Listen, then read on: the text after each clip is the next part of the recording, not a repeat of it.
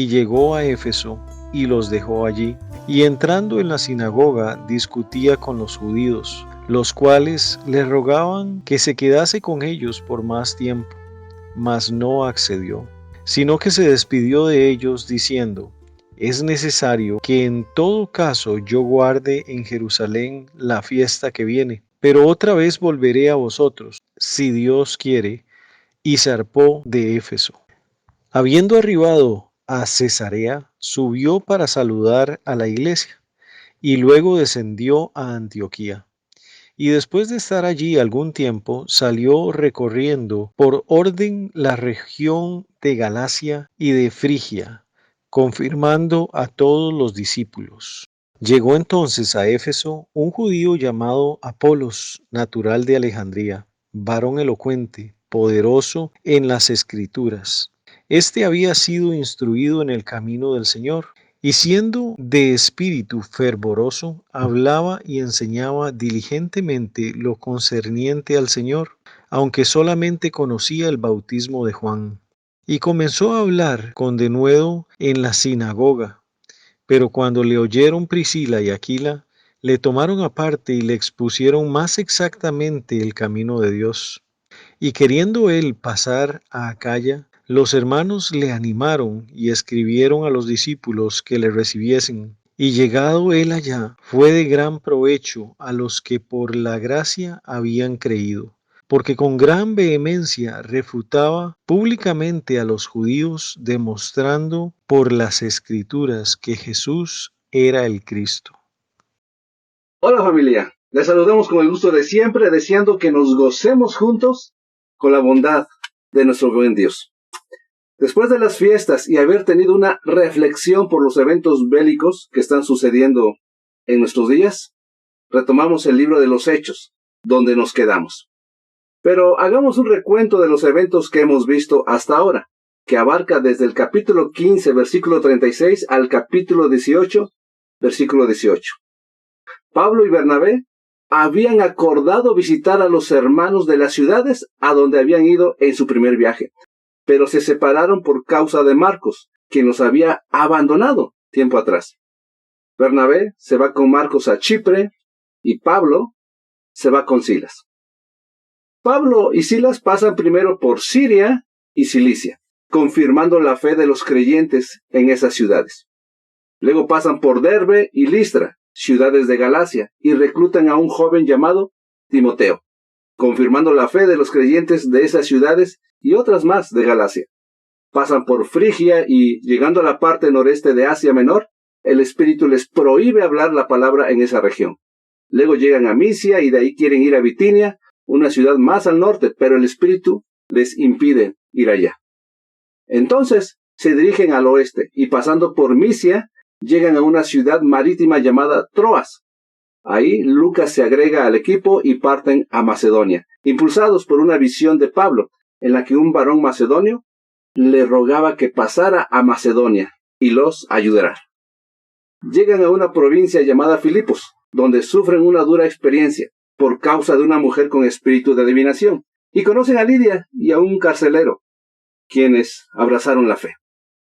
Luego parten para Tesalónica, donde muchos abrazaron la fe pero sufren persecución, provocada por judíos que no creyeron, y buscan a Pablo y Silas. Entonces los que habían creído enviaron a estos a Berea. Ahí muchos creen, pero también sufren persecución. Timoteo y Lucas se quedan en Tesalónica. Pablo con Silas parten a Atenas. En Atenas, Pablo se indigna de tanta idolatría que hay en esa ciudad, pero es prudente y tiene una conversación con los filósofos de ese lugar. Muchos lo creen loco, pero algunos creen, entre ellos uno llamado Dionisio y una mujer llamada Dámaris. Después, Pablo parte a Corinto, donde conoce a Aquila y a su mujer, Priscila. Ahí en Corinto, Pablo recibe la orden del Señor de que predique sin miedo porque tiene mucho pueblo en ese lugar. Gentiles y algunos judíos creen, entre ellos Crispo, un principal de la sinagoga. Pablo sufre cierta tribulación, se queda muchos días y luego, habiéndose rapado la cabeza por un voto que había hecho, parte a Siria con Aquila y Priscila. Y hasta aquí quedamos. Así que continuemos con lo que sigue. Abre tu Biblia en Hechos 18, versículo 19 en adelante, y leamos lo que el Señor tiene para nosotros hoy. Hechos 18, 19 al 21 dice: Y llegó a Éfeso, y los dejó allí, y entrando en la sinagoga, discutía con los judíos, los cuales le rogaban que se quedase con ellos por más tiempo, mas no accedió, sino que se despidió de ellos, diciendo: Es necesario que en todo caso yo guarde en Jerusalén la fiesta que viene, pero otra vez volveré a vosotros, si Dios quiere. Y zarpó de Éfeso. Pablo llega a Éfeso, y ahí deja a Priscila y Aquila.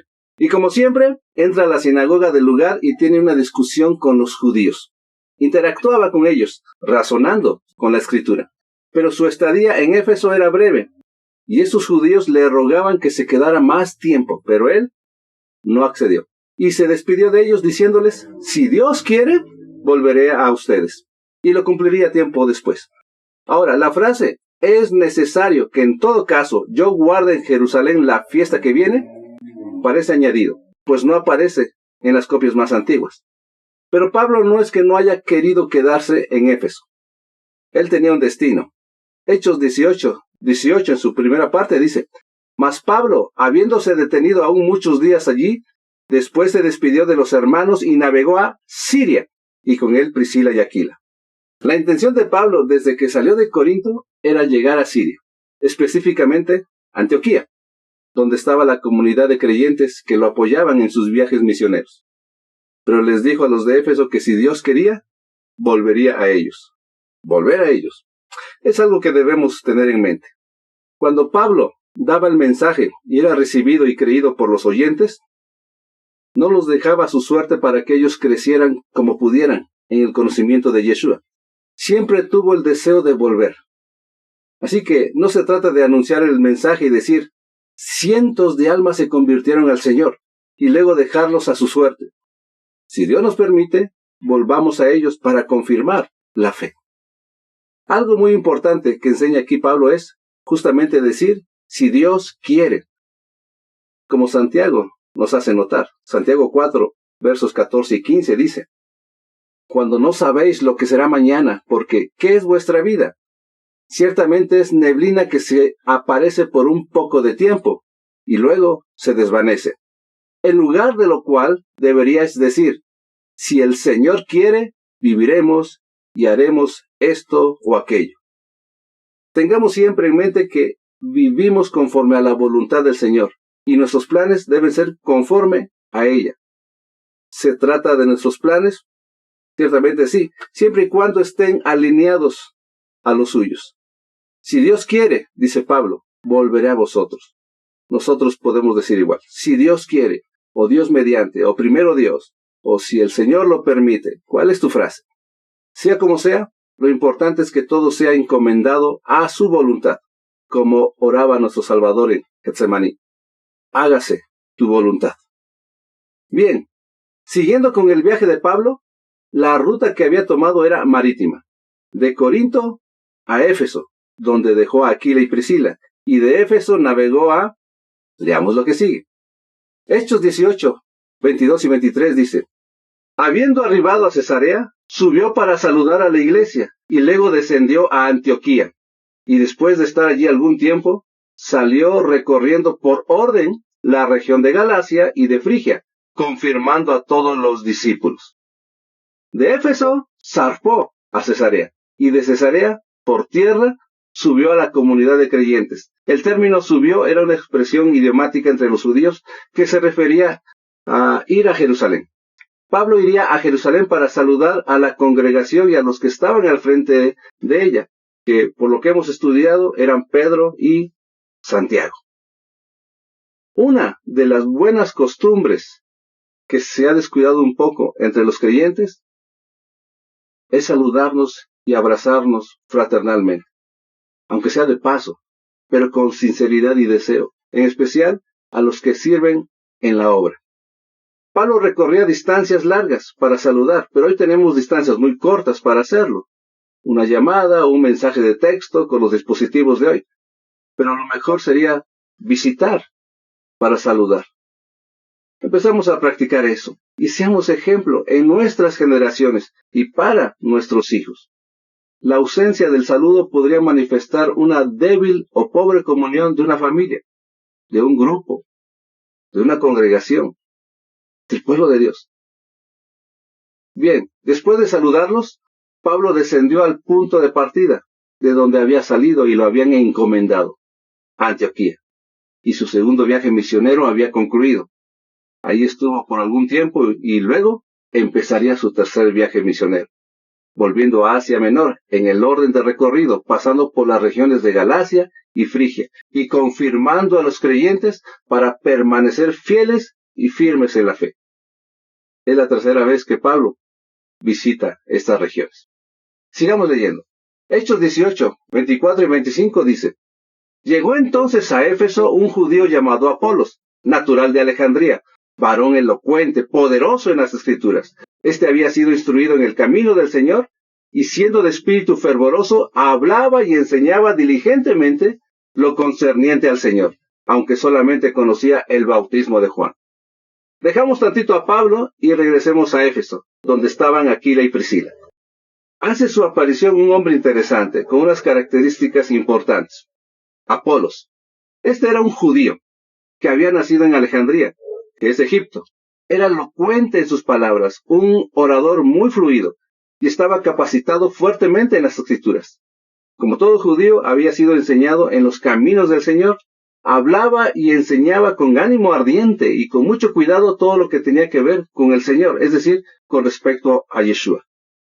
Solo un detalle, solamente conocía hasta la inmersión de Juan. Este Juan predicaba el arrepentimiento para perdón de los pecados y así bautizaba. Esto era lo que Apolos conocía. Mateo 3:11 dice: Yo a la verdad os bautizo en agua para arrepentimiento, pero el que viene tras mí, cuyo calzado yo no soy digno de llevar, es más poderoso que yo. Él os bautizará en Espíritu Santo y fuego.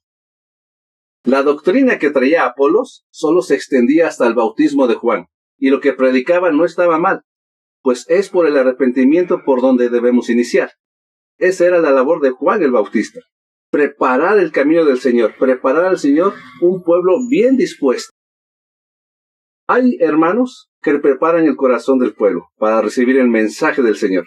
Por ejemplo, los hermanos que se preparan durante la semana, los que invitan, los que llegan desde temprano para disponer el lugar de reunión, poner sillas, el audio, los que están listos para transmitir en las redes, los que reciben a los hermanos que van llegando, los que cantan alabanzas. Todos deben tener algo en mente: compartir la palabra de Dios con su ejemplo en su ministerio, para que el pueblo del Señor aprenda de ellos y esté bien dispuesto para recibir su palabra. Pero es necesario que los que sirven conozcan el mensaje con más detalle cada día, para que su servicio sea de provecho a los creyentes. Así como Apolos necesitaba conocer más detalladamente lo concerniente al Señor. Hoy en día muchos creen en Yeshua, pero ¿hasta dónde conocen? Y la pregunta sería: ¿qué tan abiertos están para dejarse compartir aquello que va más allá de lo que conocen? Leamos qué pasó con Apolos. Hechos 18:26 dice: Y comenzó a hablar con denuedo en la sinagoga, pero cuando le oyeron Priscila y Aquila, le tomaron aparte y le expusieron más exactamente el camino de Dios. Como ya hemos visto, no solo los apóstoles predicaban, había otros desconocidos que lo hacían, porque de alguna forma les había llegado el mensaje de las cosas que había hecho Yeshua. Apolos era uno de ellos. Este entró a la sinagoga y empezó a hablar con confianza y seguridad lo concerniente al Señor. Priscila y Aquila estaban en la sinagoga y escuchándolo, se dieron cuenta del faltante en su mensaje, pues solo conocía hasta la inmersión de Juan, el bautismo para arrepentimiento, lo que preparaba el camino del Señor. Pero le faltaba conocer el bautismo en Cristo, en Yeshua. Gálatas 3:27 dice: Porque todos los que habéis sido bautizados en Cristo, de Cristo estáis revestidos. Apolos sabía de Yeshua, sabía que era necesario el arrepentimiento para perdón de los pecados para la salvación. Desconocía el bautismo en Yeshua para ser revestido de él, es decir, el arrepentimiento era lo que predicaba, le faltaba hablar del nuevo nacimiento. El arrepentimiento es necesario, pero no queda ahí. Es necesario nacer de nuevo para ser revestidos de Yeshua. Isaías 61:10 dice: En gran manera me gozaré en Hashem. Mi alma se alegrará en mi Dios, porque me vistió con vestiduras de salvación. Me rodeó de manto de justicia, como a novio me atavió y como a novia adornada con sus joyas. Y esto es algo que pasa mucho. Se predica la palabra de Dios, golpea el corazón, quebranta y así muchos se arrepienten de sus pecados. Pero no nacen de nuevo, porque una cosa es el arrepentimiento y otra, el nacer de nuevo.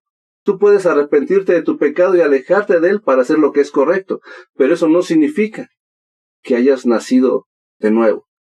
Y es que muchos se ponen sus propias vestiduras de justicia para alcanzar justificación, pero no encuentran gozo, no hay contentamiento, porque no permiten que sea Dios quien los vista con vestiduras de salvación.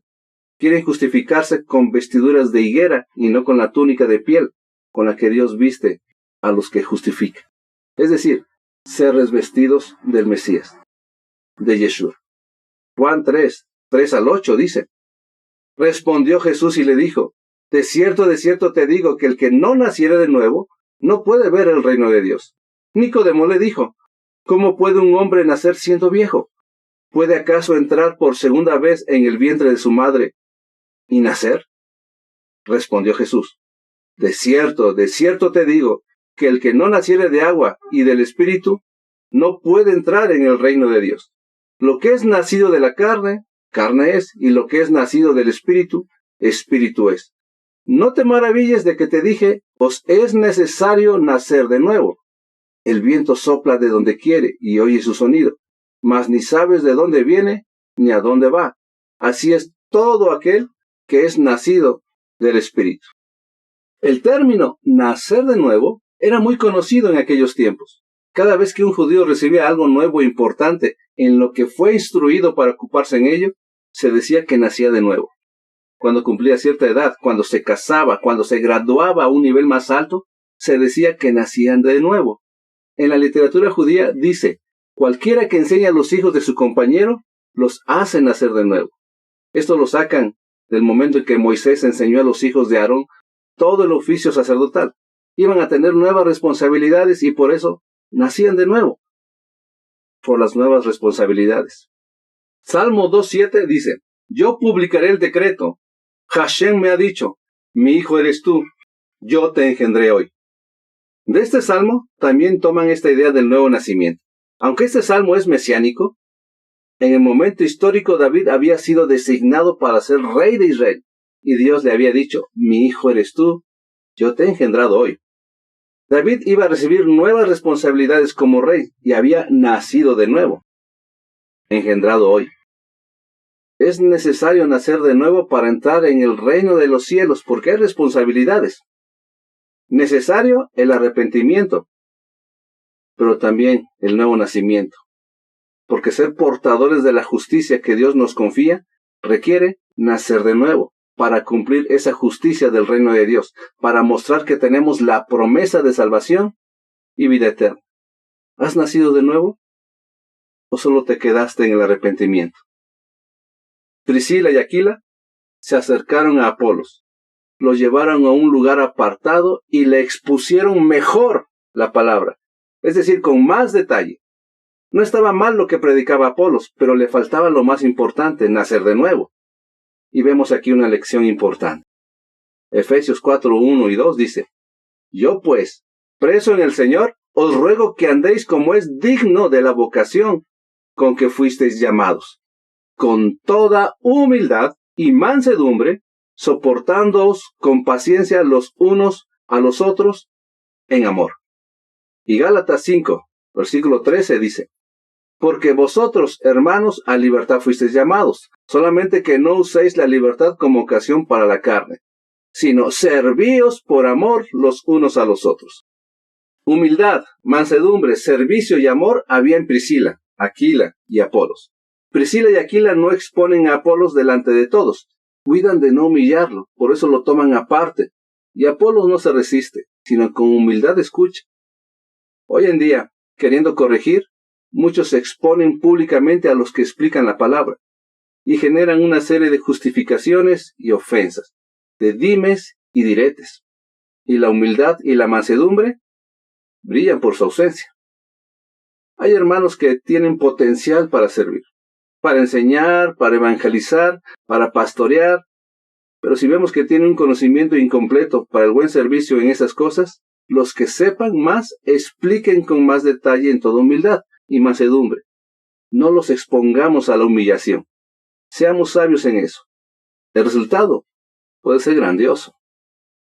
Sigamos leyendo. Hechos 18, 27 y 28 dice: Y queriendo él pasar a Acaya, los hermanos le animaron y escribieron a los discípulos que le recibiesen.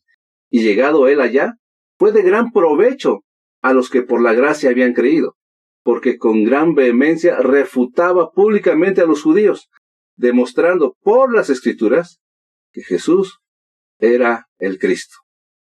Después de haber recibido la mejoría en su conocimiento, Apolos deseaba ir a Acaya, y los hermanos de Éfeso le animaron para que fuera allá, tanto que escribieron a los creyentes de Acaya para que lo recibieran. Fue recomendado. Acaya está en Grecia, Corinto está en Acaya. Apolo se dirige a esa región y cuando llegó, le recibieron y fue de mucho provecho a los que habían creído por la gracia de Dios, porque ellos veían que con mucho vigor y entereza, Apolo refutaba a los judíos en público, demostrando con claridad, sin dudas, que Yeshua era el Mesías. Los creyentes entonces confirmaban su fe. Priscila y Aquila sabían que tenían que detallar el mensaje de Apolos, y fueron con él sin pensar en su reacción. Lo peor que pudo haber pasado es que Apolos se cerrara, que fuera arrogante, defendiendo su postura. Gracias a Dios, no fue así. Apolos fue de ejemplo para muchos, y Pablo lo menciona varias veces en su carta a los Corintios y también en la carta que envió a Tito, que estaba en Creta. Apolos fue de gran provecho para los creyentes. Eclesiastés 4:9 dice: mejores son dos que uno, porque tienen mejor paga de su trabajo. Una de las razones por la que mejores son dos que uno es que tienen mejor fruto de su esfuerzo. El resultado es favorable y conveniente para ambos. Es importante tenerlos a favor. Es bueno y con muchas ventajas. Ahora, esto es fácil decirlo y bonito escucharlo, pero hay que estar conscientes de que tiene implicaciones. Ya vimos unas: humildad y mansedumbre. Pero para que mejores sean dos que uno, se requiere que aquellos dos deban andar en el mismo sentido, yendo al mismo punto, y en el camino hacer los ajustes necesarios para que todo sea provechoso, aunque haya roces que nos zarandeen un poco. Proverbios 27:17 dice: hierro con hierro se aguza, y así el hombre aguza el rostro de su amigo. El choque de hierros puede producir chispas, pero es necesario ser hierros para sacarse filo. El hombre aguza el rostro de su asociado, de su compañero. No se trata de su adversario o su enemigo, sino de su amigo. Nos aguzamos para llegar a ser uno y ser uno con Yeshua. Nos agudizamos para presentar mejor la palabra de Dios y detectar lo que no está bien o incompleto. Puede haber chispas, pero podemos controlarlas con humildad y mansedumbre. Así que, familia, necesitamos personas que persistan en lo que han aprendido y se han persuadido, enseñando lo que ya saben. Así pues, comparte y enseña lo concerniente al Señor. Y si alguno detecta que faltan detalles en lo que alguno enseña, apártelo para darle los detalles. Y así crecemos todos y será de provecho para todos. Porque el Señor sigue detallando en nosotros su voluntad. Vamos a orar. Bendito eres tú, Señor, que nos llenas del conocimiento de tu voluntad para que andemos como es digno, agradándote en todo, dándote gracias en todo. Bendito tú que nos capacitas para participar de la herencia de los santos, habiéndonos redimido por la sangre del Cordero Santo. Ahora pues, concédenos el vigor la entereza y la valentía para seguir compartiendo tu palabra a todos los hombres, para que tengan oportunidad de proceder al arrepentimiento y que sepan que en ti hay salvación. También ayúdanos a exponer mejor la Escritura en toda humildad y mansedumbre, para que sea de provecho a todos los que han creído por tu gracia y puedan servir mejor en el ministerio que has confiado a cada uno, demostrando así que solo en Yeshua hay salvación, que Él es el Mesías. Favorécenos con tu amor y tu misericordia, para que podamos trabajar en unidad y caminar en un solo sentido, corrigiendo las deficiencias y fortaleciendo lo conveniente y bueno, con el fin de que sea conocido el nombre de Yeshua y tu salvación. Bendícenos con tu poder y con tu gran amor, para que mientras estemos en este mundo seamos de provecho y gozo de la fe de tu pueblo. Te damos gracias por la palabra de hoy. Te bendecimos. Te damos la gloria y la honra. Glorifícate en medio de tu pueblo y que tu bendición sea sobre cada uno de nosotros. Te lo rogamos agradecidos en el nombre de Yeshua. Amén. Dios les bendiga, amado pueblo.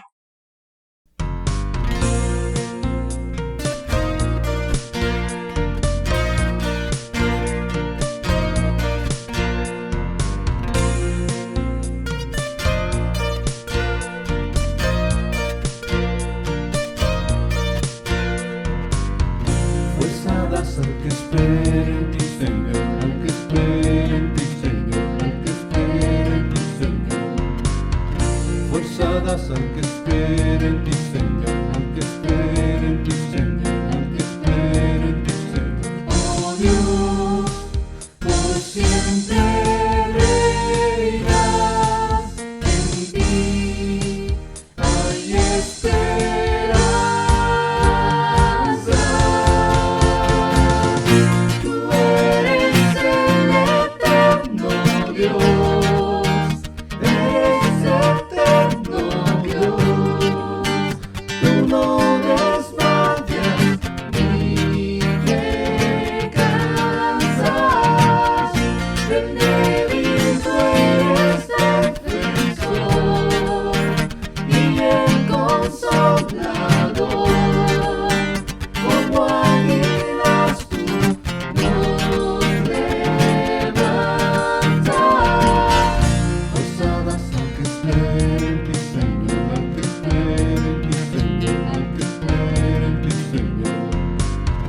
Fuerza das al que espere en ti, Señor, al que espere en ti, Señor, al que espere en ti, Señor. Oh Dios, por siempre reinas, en ti hay esperanza.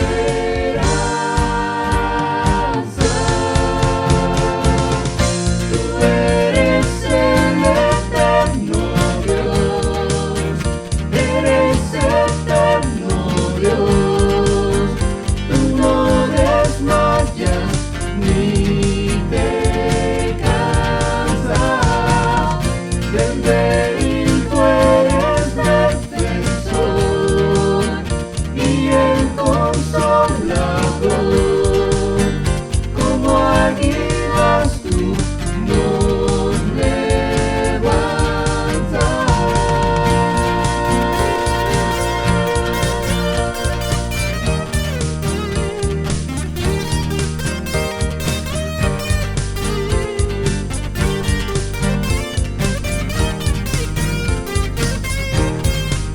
Oh Dios, por siempre reinas, en ti hay esperanza.